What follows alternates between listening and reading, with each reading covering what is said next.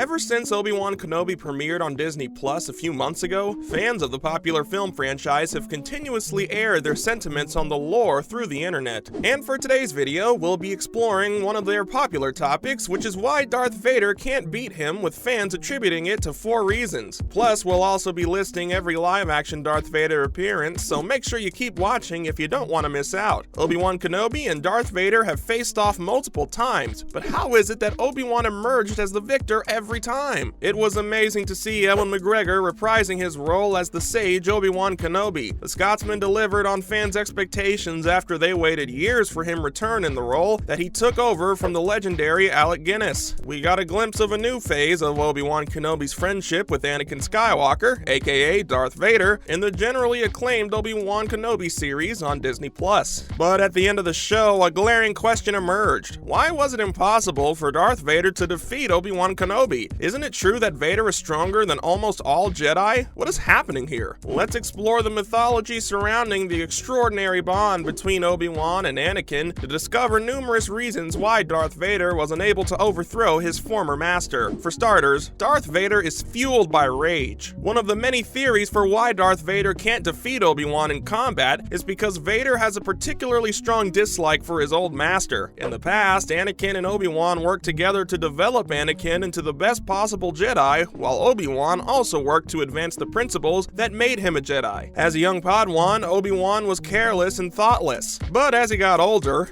a calmness overcame him that he acquired from Qui-Gon Jinn that would last the rest of his life. Anakin, though, was never able to grasp the value of patience. Instead, he frantically battled to get all the thought he needed, to the point that it led to his conversion to the dark side. Obi-Wan will always have the upper hand over Anakin in any combat, because only against Obi-Wan does Darth Vader commit rash swings and shots that would never be effective against a Jedi as strong as Kenobi. Next, another reason why Darth Vader can't win against his former master is because of his predictability. Another factor that gives Obi-Wan the upper hand over Darth Vader was highlighted in a scene from Obi-Wan Kenobi. Kenobi taught Anakin the Jedi ways, including how to use the Force and a lightsaber in battle. Obi-Wan is familiar with Anakin's fighting style. Of course, Kenobi never gave Darth Vader the blatant cruelty he possesses now, but Anakin learned the fundamental fighting skills from Obi-Wan back then. Obi-Wan now had extensive knowledge of Anakin's movements and vulnerabilities. In a flashback scene from the Obi-Wan Kenobi series, Anakin and Kenobi are seen dueling in the Jedi Temple, with Anakin showcasing his abilities as a Padawan and coming close to defeating Kenobi. Moving on to the next reason, there's also the fact that Obi-Wan doesn't fear his former pupil. Most people seem to forget a single fact about Obi-Wan Kenobi. Anytime he faces Darth Vader, he never finds himself in the situation of a typical hunted Jedi at the mercy of a powerful Sith Lord. Obi-Wan is well familiar with the guy below the armor, the person Anakin once was, and the circumstances surrounding his conversion to the dark side. Obi-Wan feels unafraid of Darth Vader because he is the only one who truly understands the emotions that drove Vader to follow this path. He might not be as powerful as Darth Vader according to Star Wars mythology, but when he encounters Vader, he has no fear of Anakin. Obi-Wan does not respond to the voice or the mask. When Darth Vader regains his strength during their combat in the Obi-Wan Kenobi series, Obi-Wan displays no symptoms of being afraid by him. He delivers blows that, if he really wanted to kill Anakin, would have been lethal, leaving the terrifying Sith on his knees. And finally, last but not least, much of Obi-Wan's victories can be attributed to his inner strength. Obi-Wan possessed strength that was uncommon for a Jedi. Obi-Wan is one of the most admired and strong Jedi in the Star Wars universe, making him a formidable opponent in any conflict. As a Padawan, no less, Obi-Wan defeated Darth Maul to become the first Jedi to defeat a Sith in more than a millennium. Furthermore, Darth Vader struggled to dodge the pebbles that Obi-Wan threw at him during their second battle because of how well he controlled the Force. Obi-existent Wands is one of constant learning. He was a youthful, brazen, and impulsive fighter when he first began out, but his master in life itself taught him the virtue of patience, which gave him a lot of power. In the end, there have been 3 separate battles between Obi-Wan and Darth Vader. In 2 of them, Obi-Wan prevailed. and even in their third battle, he let Vader prevail for the greater good. Because of his hatred for both Anakin and Obi-Wan, Darth Vader tried to kill the Jedi Master using only physical force, which was never going to succeed against a skilled opponent like Kenobi. Is Obi-Wan Kenobi's strength and skill comparable to Darth Vader's? This is still debatable. He obviously used and knew more about the Force than his former Padawan, which is a major factor in why Darth Vader was unable to destroy him. Moving on, let's talk about every Darth Vader appearance this cloaked villain has made through multiple Star Wars films. We know it could be pretty badass, so we're ranking it from least to best. There are 6 of them so far, so let's get to it. Starting from the bottom, we have his appearance at Return of the Jedi. Return of the Jedi revealed that Darth Vader was only the lapdog of an even more evil, which more powerful Sith Lord Emperor Palpatine, who had previously been depicted in the first 2 Star Wars films as the terrifying overlord of the Empire. In Return of the Jedi, Luke Skywalker appears to his father's sentimental side. Luke has resisted accepting that Vader is purely evil and maintains there is still good in him ever since learning that Vader is his father, a once promising Jedi Padawan. Vader makes his least intimidating appearance in the Star Wars canon because, for once, he acts real and kind. He asks to see his son with his own eyes before he passes away and takes off his helmet to show the frail human being underneath. Moving on, we have his emergence at Revenge of the Sith. Anakin Skywalker ultimately completed his shift to the dark side in Revenge of the Sith, after the preceding 2 prequel films sadly introduced viewers to the kind but irate Jedi trainee who was destined to become Darth Vader. Anakin is forced to choose between continuing with the Jedi and joining the Sith as he discovers Mace Windu engaged in a combative encounter with Darth Sidious. Instead of sending the former tumbling to his death, he decides to save the latter. Next, we have his most recent appearance in Obi-Wan Kenobi. In the Obi-Wan Kenobi miniseries, Vader seeks revenge on the titular Jedi runaway. Vader was adamant to find his former boss for a rematch after being left for dead on Mustafar. In the 3rd episode of the show, when he has Obi-Wan trapped, he calmly executes villager victims to draw him out of hiding before lighting a fire and completely disposing of him. Continuing with the list, his arrival at Rogue One is also impressionable to us. Vader's part in Rogue One is essentially a glorified cameo, but he still manages to steal the show with that cameo. The highlight of Vader's role in Rogue One is, of course, the hallway carnage. But not only uses his legendary force-choking technique on director Krennic, but he also punctuates it with a deadpan one-liner: "Be careful not to choke on your goals." The sinister red glow of Vader's lightsaber illuminates the dim hallway after the film as the rebel troops frantically pass the hard disk holding the Death Star schematics to one another. And then next, we have his appearance in the original Star Wars film, which cemented his place as one of the most iconic villains in history. With his screen debut in the original Star Wars movie, Darth Vader right away rose to the status of one of cinema's most recognizable villains. Vader boards Tantive 4 after his stormtroopers have eliminated the rebel soldiers who were waiting for him there and steps over the dead bodies on his way to seize Princess Leia. Vader had a compelling on-screen presence thanks to David Prowse's frightening size and James Earl Jones' commanding voice. Finally, topping today's list of best Darth Vader appearances is his arrival at The Empire Strikes Back. The Empire Strikes Back gave Vader a human face after the original Star Wars film presented him as a faceless representation of totalitarian evil by allowing viewers to see the man behind the mask and revealing that he is Luke Skywalker's long-lost biological father. In his climactic encounter with Luke, he easily beats the young Force prodigy with one hand behind his back after force-choking Admiral Ozzel over a video call, torturing Han Solo for information, and torturing Admiral Ozzel. And with that, we're ending today's video. Which is your favorite Darth Vader appearance? Let us know in the comments section below. Before you go, don't forget to leave a like and subscribe to our channel with the notification bell on for more videos like these, and we'll see you next time. Thanks for watching.